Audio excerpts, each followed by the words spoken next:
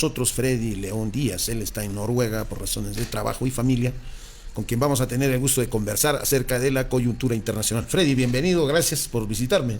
Jesús, gracias a ti por la invitación y a tu disposición. Bueno, Ucrania está cerca de donde vives, así que empezaremos por ese tema. ¿Crees que esto pueda tener un desenlace mayor después ya de lo que ha pasado esta semana? Usaron los misiles norteamericanos, británicos contra Rusia. Rusia ha respondido con una especie de ensayo, aunque no atómico, con un misil de mayor alcance. ¿Crees que eso obligue a una conversa o Estados Unidos quiere una pelea de fondo? Jesús, permíteme, antes de entrar al tema, Sí, por supuesto. rendir un pequeño homenaje a dos extrañables amigos que han culminado su viaje por este mundo: al ingeniero Elbe Vidal Castillo, militante de la célula Mauta, docente de la UNSAC, un hombre muy valioso, que tú lo has conocido, muchos lo hemos conocido, y a Giliad Zambrano del Castillo, un hombre del arte, un amigo de San Blas, y a quienes estas modestas palabras rendirles todo mi homenaje y saludo a su familia. Entrando al tema, la situación está sumamente conflictiva y creo que las posibilidades de una solución negociada son cada vez más imposible. Tanto la OTAN y principalmente la Unión Europea está decidido a continuar y prolongar el conflicto y no permitir de que Putin pueda imponer una solución negociada con ventajas hacia Moscú, mientras que Kiev solamente depende de la decisión de la OTAN. Y lo que ha sucedido últimamente, con lo que tú muy bien señalabas, eleva el nivel de conflicto y pone en una situación cada vez más difícil y con una posibilidad de que este conflicto pueda generalizarse en toda esa zona. Yo lo veo con mucho pesimismo y creo que salida negociada hasta el momento no hay posibilidades. Pero habrá pues algún derrotado, supongo, porque claro, la diplomacia es la expresión del campo de batalla, ¿no es cierto? Claro, el problema es de que la Unión Europea y la OTAN no van a permitir que Moscú gane. Pero ¿cómo impedirían? Prolongando el conflicto. O sea, tratando de desgastar a Moscú y permitir introduciendo otros elementos adicionales con la posibilidad de que Polonia se involucre en el conflicto, o quizás las potencias tipo Inglaterra y Francia, que son los que asusan, o sea, son los que están financiando y armando a Kiev. Porque si Kiev no tiene el financiamiento y el apoyo económico, ese gobierno se cae en cualquier momento. O sea, Rusia prácticamente ha ganado el conflicto, ¿no? Claro, le están frenando, ¿no? Entonces lo único que están es prolongando la guerra y viendo de que en algún momento puede suceder el tipo de desgaste económico, militar, porque aquí apostaba la OTAN a un comienzo con las sanciones económicas, debilitar la economía de liquidarlo, ¿no? Liquidarlo. Pero no ha alcanzado. Pues. No consiguió su objetivo. Creo que Putin fue un poco más astuto, más inteligente, buscó una alianza estratégica con China, miró hacia el mundo árabe, África, Asia, generó una relación con India, ¿no? Que es uno de los primeros compradores del gas y el petróleo ruso, que lo revende a Europa a un precio doble, ¿no? Entonces económicamente se ha fortalecido la economía rusa. Por eso te decía, el largo plazo no favorece a la OTAN, porque mira, los grandes perdedores hayan sido Francia, Holanda, Gran Bretaña, que han terminado de perder sus últimas colonias en el África, ¿no es cierto? Ya se le han liberado. Dos, para los chinos y para la India, la guerra con Rusia de la OTAN es un negocio, como tú acabas de explicar. Tercero, Rusia ha modernizado y ha reactualizado su industria militar y también de autosuficiencia, sabiendo que va a haber una guerra un poco más prolongada. Solo faltaría la bomba atómica. No hay, creo, otro horizonte mayor después que eso. Claro, esa es una tendencia que cada vez está cobrando mayor peso. Estamos a nivel mundial entrando a un momento prebélico, ¿no es cierto? En donde la situación, la tendencia crece peligrosamente y está llevando a una suerte de enfrentamiento global entre una potencia en crisis, en decadencia, como es los Estados Unidos, frente a una potencia que está en un proceso ascendente, casi incontenible, como es China, que puede producir un cambio de época. O sea, no... Por eso esa es una tendencia pues favorable para ellos. Claro, o sea, que estamos hablando de que el hegemonismo unilateral de Estados Unidos ha culminado, ¿no? Sí, ha culminado. Entonces, ese proceso de tránsito hacia un mundo multipolar probablemente se dé a partir de una conflagración bélica. Es eso, pe. Entonces, esa situación que tú señalas y que yo creo que es el camino más probable que puede desembocar en un lapso de unos 10 o 15 años, es lo que está haciendo de que el conflicto entre Ucrania y Rusia se prolongue. Mira, en la teoría política o en la teoría militar, Freddy, hay lo que se llama la voluntad. La voluntad se construye, se elabora, se potencializa, se formaliza o se informaliza de acuerdo a tus estrategias. Europa, básicamente Francia y Gran Bretaña, son imperios ya en decadencia, ¿no es cierto? Han pasado a ser los segundones de los Estados Unidos y ahora están siendo superados por los rusos. No es mucha pose la de Macron y la de, no sé ni su nombre ya, porque Johnson era también otro posero en Gran Bretaña, tratando de empujar las cosas, pero sin tomar ellos una partida directa. Ya se les acaba de ir los alemanes. Los alemanes han dicho, no señor, nosotros no vamos a entregar armas que puedan pasar largo alcance hacia Rusia. No estamos de acuerdo. Han conversado ya el primer ministro de Alemania con Putin. Tampoco eso es sólido, pues lo que hay en Europa, ¿no es cierto? Porque ellos tienen 2 guerras mundiales encima de eso en la historia. En este tablero del ajedrez político hay muchas variantes que han salido fuera del control. En primer lugar, cuando se inicia el conflicto, todo el mundo pensaba de que iba a ser un conflicto corto, ¿no? Segundo, de que la posibilidad de que Rusia gane era casi imposible, no estaba dentro de la imaginación de los líderes europeos. Ellos pensaban de que Kiev, con el apoyo de la OTAN, iban a aislar y derrotar a Moscú. Entonces, esos elementos no se han dado. Segundo, no, vas a tener que apagar. Me estás recordando a Inti Limán. Disculpa, Jesús. No hay problema. Segundo, estamos señalando de que Moscú con Putin ha modernizado ese ejército. Claro. Tú hablas de la voluntad, que es un factor. Entonces, en una estrategia militar creo que son 4 elementos lo que hay que tener en cuenta. La tecnología, o sea, la calidad de armamento que cuenta. El segundo elemento es los aliados con que tienes, la retaguardia que puedes construir y la voluntad. Entonces, el caso de Kiev tiene los aliados y tiene la tecnología y tiene el apoyo, pero no existe la voluntad. Es un pueblo que ya está cansado de la guerra. No quieren ir a la guerra los ucranianos. ¿No? Tienen problemas de reclutamiento, reclutamiento con los militares. No te preocupes, mejor apaga. Vamos, lo mejor es apagar. Como en las iglesias, pues, Así es, Jesús. Bájale el tono. Bueno, ya el celular pues se ha convertido en el brazo extendido también de las personas, ¿no? Bueno, estamos... La tecnología actual, dependemos mucho de estos tipos de cosas. Pero estamos hablando de lo que puede suceder. Yo tengo la idea de que ese conflicto sí se va a prolongar. Y tengo la idea de que la OTAN va a comprometerse en mayores niveles, por lo que tú has señalado, al haber permitido de que Kiev utilice los misiles de largo alcance y que pueda... compromete la seguridad de Moscú. Porque mira, no sé si será oficial, ya el mensaje que ha dado el canciller ruso, dijo, Ucrania es rusa. Ya no está hablando del Donbass. Parece que han llegado a esa conclusión. Además, Putin ha modificado la estrategia nuclear, la teoría nuclear de Moscú. Así, antes tenían la idea de que solamente iban a responder a un ataque nuclear con una respuesta nuclear. Hoy día han modificado y han señalado de que un ataque no nuclear, pero que amenace la seguridad de Moscú, puede ser objeto de una respuesta nuclear. El uso del misil de hace una semana ha sido una advertencia. Ahora, todo depende de cuál va a ser la actitud de Donald Trump, porque Donald Trump en la campaña ha indicado de que él, al día siguiente de tomar posesión, va a terminar el conflicto. Significa que va a cortar todo el apoyo económico a Kiev, le va a cortar el suministro. Pero una cosa es la declaración en la campaña y otra es la ejecución, porque hay muchos intereses geopolíticos. Estados Unidos está jugando la hegemonía mundial, que no es poca cosa, ¿no? Y en Kiev es uno de los espacios en donde está en disputa cuál es la tendencia que va a seguir el mundo. O prevalece la visión hegemónica de Estados Unidos y de imposición de sus políticas y sometimiento a Moscú, o se establece un avance hacia un mundo multipolar en donde las potencias regionales empiezan a jugar a tomar mayor presencia. Ahora mira, yo creo que Freddy, a ver, por la experiencia de los propios norteamericanos que salieron de Siria, han salido de Afganistán, de varios sitios, de Irak mismo que los están votando. Entonces, yo creo que Donald Trump va a hacer lo que han hecho ya en otros lugares. Les va a decir, oye, los que van a perder la guerra son los de la OTAN, no Estados Unidos. Y ya, oye, ya, si quieren pelear, sigan, pues yo no estoy de acuerdo con eso. Porque ¿qué cosa representa para Estados Unidos propiamente en el mundo geopolítico Ucrania? No representa nada, así en términos así geopolíticos duros, ¿ya?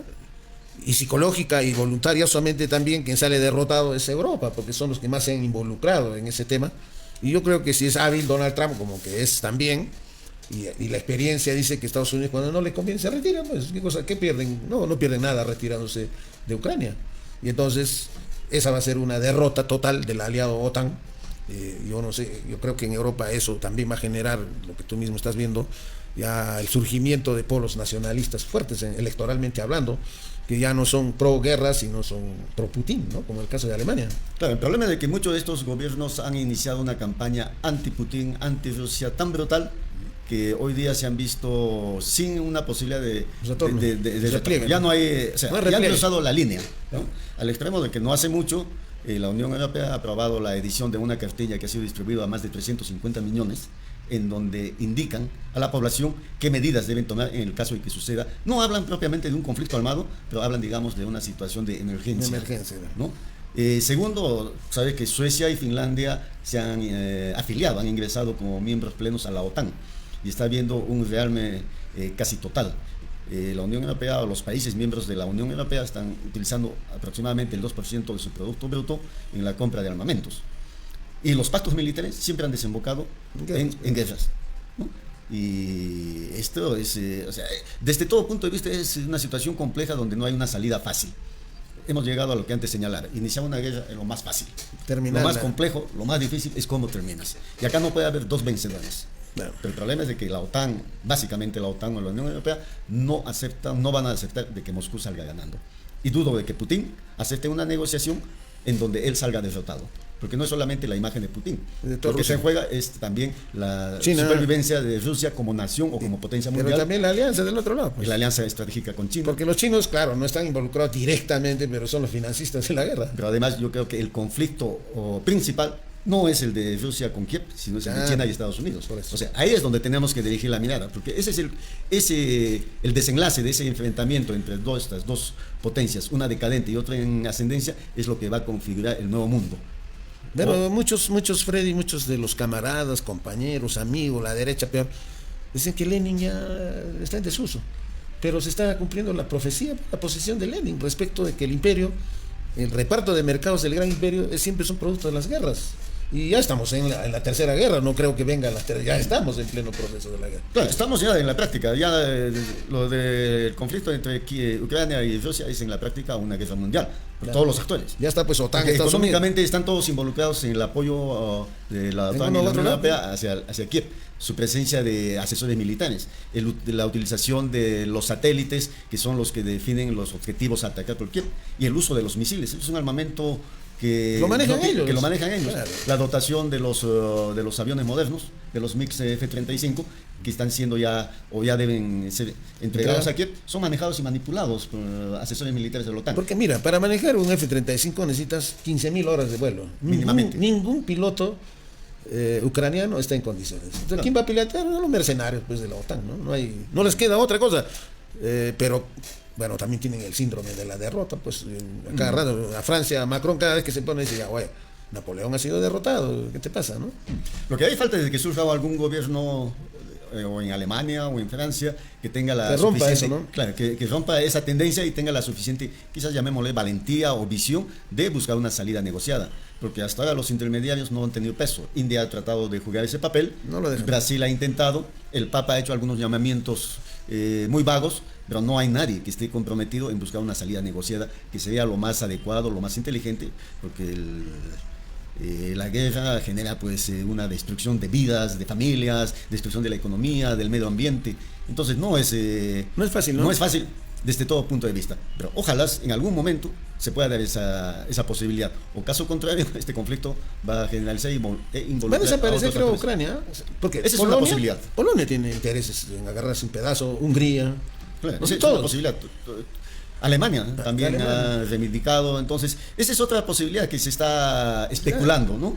Porque si Estados Unidos abandona a Kiev, rompe el apoyo militar y económico como ha anunciado Donald, entonces ese gobierno se cae. Vale. ¿Y quién va a sostener a Ucrania? Entonces ahí puede salir las ambiciones de Polonia, que tiene reivindicaciones territoriales, y hay una comunidad de habla polaca muy importante en Ucrania, Hungría, hasta la misma Rumania involucrada. Entonces Moldavia, puede haber un desmembramiento de esa es lo más probable. A lo otro es que tampoco sabemos a qué apuntar a Putin, ¿no? Porque inicialmente Putin lo que señaló era de que querían recuperar Crimea y querían defender a los hablantes que vivían en la zona de Donbass. Pero luego ya lo han escalado. El conflicto se ha prolongado. Porque ahora ya se han metido incluso en donde está ya le han cerrado pues el Mar Negro, ¿no? Sí. Ya le quitaron. Está totalmente bloqueado. Ya está.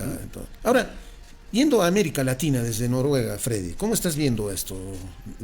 Milei, loco, chilao, aunque dice una cosa y luego se pone de rodillas. Vienen elecciones en Chile que probablemente las gane la derecha. En Perú es una incertidumbre, acabas de escuchar. Ya me parece muy interesante que el empresariado cusqueño, por boca de Carlos, esté hablando de una centroderecha, y es algo más o menos positivo, ¿no? ¿Cómo lo ves? ¿Cómo se ve desde allá el tema latino y peruano? En la práctica, América Latina no tiene mayor peso en el ajedrez político mundial, porque saben de que siempre ha sido el patio trasero de Estados Unidos y que Estados Unidos ha impedido la posibilidad de que estos países puedan tener una participación mucho más activa o tengan una idea independiente, una política internacional no alineada con Estados Unidos. De ahí de que lo ven solamente con cierto escepticismo de que pueda haber cambios profundos. El caso de Venezuela se ha estancado, ¿no? El caso de Argentina es una contradicción porque tenemos a Milei, que habla de un liberalismo y está abriendo toda su economía, ¿no? Mientras que en Estados Unidos llega Donald Trump con un discurso proteccionista. Eso es pena, ¿no? Entonces hay una contradicción. Luego, lo que pasa es que América Latina, si no logra construir un bloque, si no logra convertirse en un poder regional, aislados o individualmente no van a tener peso. Entonces, acá lo que tiene que definir América Latina, por ejemplo, hay una discusión en el seno de las Naciones Unidas de reforma de las Naciones Unidas, claro, de modificación del Consejo de Seguridad, y donde se está hablando de que, claro, lo que necesitamos es de que acá, por ejemplo, haya una voz que diga, bueno, peleemos un espacio, una presencia en el nuevo Consejo de Seguridad con Brasil y México, que son, digamos, las dos potencias. Pero, ¿tú crees que Milei va a apoyar a Brasil? No. O Chile va a jugársela porque Brasil entre en el Chile juega para los gringos, ¿no? Es el Israel norteamericano, ¿no? Claro, entonces esa división o esa falta de unidad o esa falta de voluntad de tener una política común en el ámbito internacional impide de que América Latina tenga una presencia más activa en lo que sucede en la escena internacional. Es increíble, ¿no? Un continente tan importante no decide, pues. No decide, no tiene peso y, triste, ¿no? Y la fragmentación es lo que nos lleva a esa pérdida de identidad. Y segundo, las políticas internacionales. En el caso nuestro del país no tiene ningún significado. Pero pues, ni siquiera ha ido a G20 ni invitado, ¿no? Ya eso, ¿qué cosa dice ya? Pues, o sea, mira, vengo a tu casa, estoy en Chancay, y va a haber una reunión, me voy por cortesía, me digo, acompáñame por favor, ¿no? Además, yo creo que tú has estado interesado o enterado de que en Quito hubo la famosa cumbre Iberoamérica que organiza España, sí, pues, y en el cual solamente han existido dos presidentes, claro, el de Quito y el presidente de Honduras o de Panamá. Entonces el rey también está más desprestigiado que claro, España ha perdido su peso, su significado, más con el conflicto que se ha generado en Venezuela o con México, donde no fue invitado a la asunción de la nueva presidenta. Acá lo que falta es de que surjan gobiernos que tengan una identidad nacional más fuerte, ¿no? Que tengan un proyecto nacional y de integración regional, un poco como lo que hizo Hugo Chávez. O sea, Hugo Chávez fue el que le cambió en algo la fisonomía de América Latina porque le dio una presencia más combativa a la región. Pero después, nada, el conflicto palestino-israelí... ese es doloroso. El silencio es absoluto, ¿no? Es doloroso. O sea, no hay ninguna iniciativa... salvo creo que Bolivia, que rompió relaciones internacionales con Israel, Venezuela, que no tiene, pero después, más allá de las declaraciones de condena, pues, no ha habido ninguna acción efectiva y concreta frente a un drama que es brutal. Yendo al tema nacional, Freddy, ¿has escuchado una conversa que hemos tenido con Carlos? ¿Sería bueno una centro derecha, una centro izquierda para por lo menos ya deshacernos del fujimorismo por un tiempo? Porque francamente ya el fujimorismo, cosa como si una plaga terrible, ya no sé ni qué palabras usar con ese grupo, ¿no? Claro, sería bueno, pero el centro no existe. No, centro derecha, centro izquierda. Pero bueno, es que definamos, es que el problema de que el centro no derecha es una derecha liberal, pues es una derecha liberal, ¿no? Es la que quizá pueda encarnar Sagasti, ¿no? Pero que desde no ese tiene, abanico, su partido es muy chiquito. Claro, no tiene peso. Ese es el gran problema. Lo que pasa es que la extrema derecha ha copado todo ese espacio. El discurso económico, la defensa del modelo neoliberal es absoluto. Entonces, un centro derecha que no cuestione el modelo económico. Pero Freddy, tú has escuchado, Carlos ha dado un viraje, bueno, yo lo conozco un poco más porque le hago un seguimiento a sus artículos. Ya están pasando de la globalización a un tema más nacional, porque se les está yendo a Estados Unidos.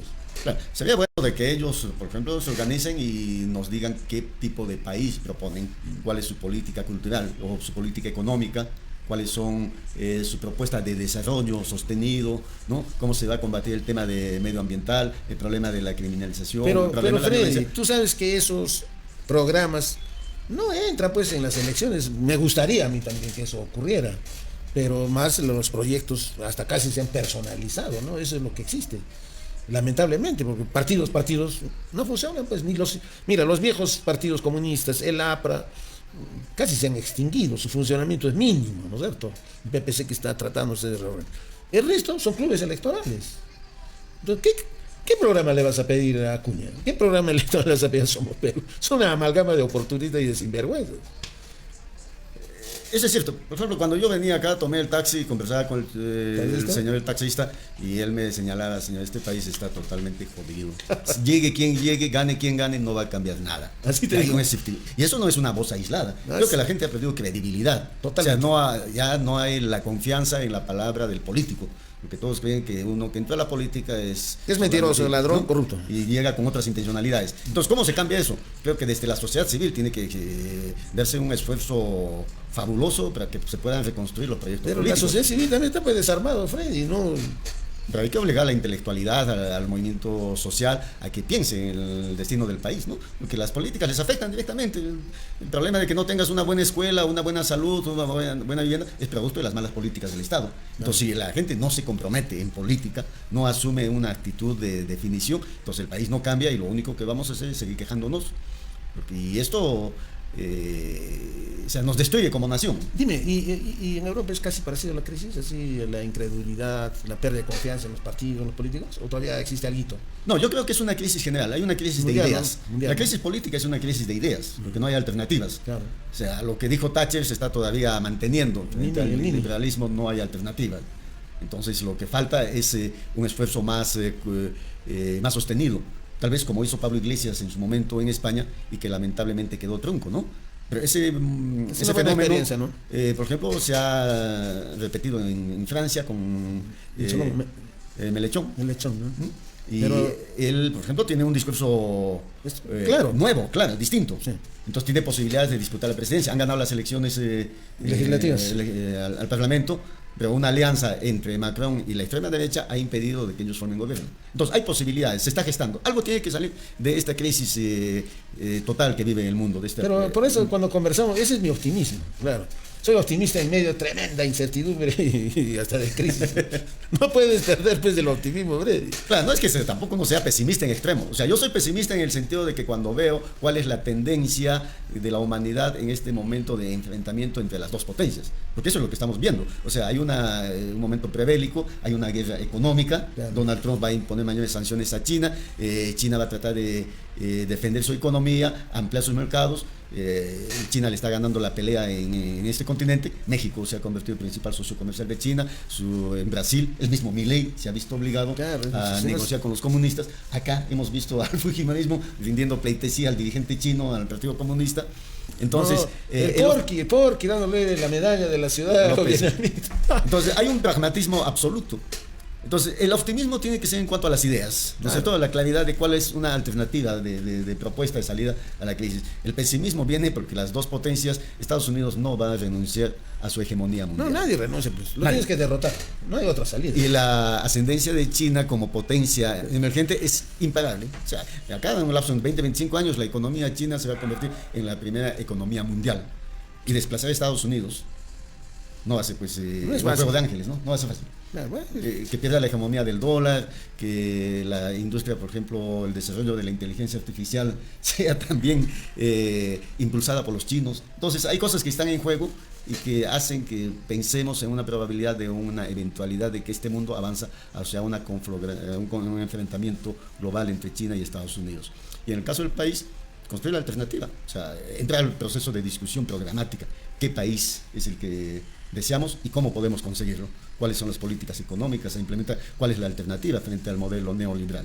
¿No? Entonces, ¿cómo mejorar la calidad de vida de nuestra población? ¿Cómo generar una economía productiva, de generación de empleos de trabajo? ¿Cómo acabar con la informalidad e integrar la economía ¿no? a esta gente que vive al margen del sector oficial de la economía? Entonces, hay temas que están en debate y creo que esa es la responsabilidad de la intelectualidad, de los dirigentes sindicales, de los dirigentes políticos y de los medios de comunicación, ¿no?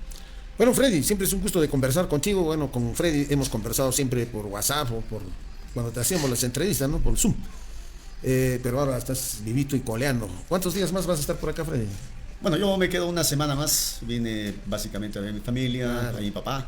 92 años. No, es una leyenda. Es un tu privilegio todavía tenerlo vivo y gozar de su compañía.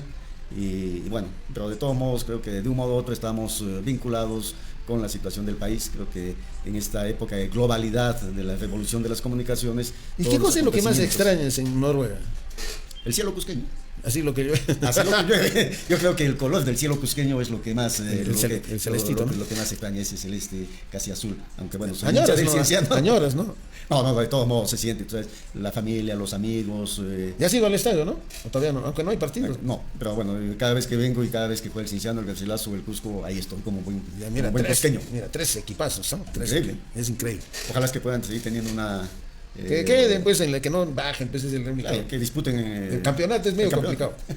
Pero ojalá, aunque también Economía, pues, economía. todo depende de Pero ya has economía. visto, pues, que todos quieren hacer campeonar a la bueno, este campeonato ha sido para el universitario, así descaradamente, ¿no? Claro, y tal vez ahí lo que uno extraña es de que no hay jugadores cusqueños, ¿no? Creo que hay que... Un hito, creo que hay en el CFC. Cusco FC, este muchacho Auca, que me parece que es muy bueno. Ojalá que, pues, Y le ojalá hagan que oportunidad, estos ¿no? equipos tengan la sensibilidad o la capacidad de ir promocionando valores jóvenes cusqueños, que los debe existir, ¿no? Porque el Cusco siempre ha producido buenos peloteros, desde la época de Nilo Castañeda y Lomo ¿Y todavía González. juegas todavía fútbol, Freddy, allá? No, ya Sapo, nomás ya juegas ahora. jugamos sapo y estamos ¿En la casa? En la casa se ha convertido en un deporte casi popular.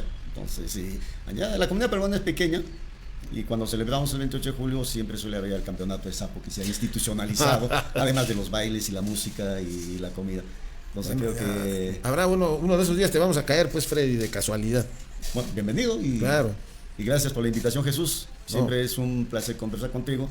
Aunque muchas veces en algunas cosas no coincidimos y en otras No, tiene tenemos que una haber, idea pues, conjunta, diferencia, pues, creo que no es Lo normal. importante es generar un diálogo, ¿no? Lo que siempre hemos pregonado, tiene que haber una cultura de debate en donde una idea tiene que ser respondida con otra idea, ¿no? Hay que acabar con las épocas del canibalismo. Creo que te escuchaba antes, por ejemplo, la importancia de que la Cámara de Comercio se junte con la Federación. Claro. Cada vez Sí, diseñen, pues, diseñen, ¿no? no.